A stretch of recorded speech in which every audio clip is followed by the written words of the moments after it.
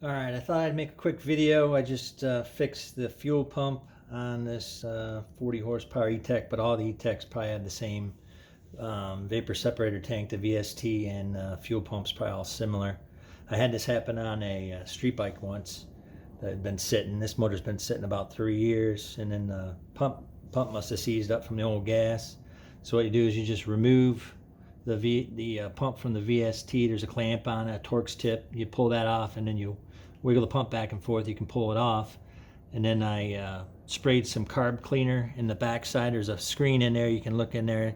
Should be clean. There's a couple filters before it gets to that. Let it sit for a while, and then I hooked up a 12-volt battery to the terminals.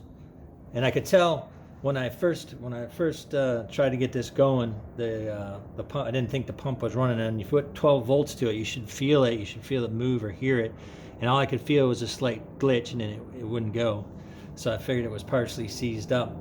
So what I did is I let the carb cleaner sit in there for about 10 minutes or so, and then I put the lead on the battery. Don't hold it on there, because if you do, you burn your motor up if it is seized. But you just touch it to it. Mine has already been fixed, but you just tap this I just tap this down on the board a couple times as I'm putting the 12 volts to it, and then a couple times downward, and then I'd switch the lead so the motor would run in reverse like this, and I'd click it. You could feel it. It would be not like it is now, but you could feel the motor trying. But you don't want to hold it, because if it's seized up, you're going to burn it up. But just tap that on there while you're tapping it, and then after about 3-4 tries, this one it started working. And then all I did was take some carb cleaner, or rather some it's like sea foam, and a little bit of gas. And I just tucked it down in there and touched it to it and ran it. Got it backwards.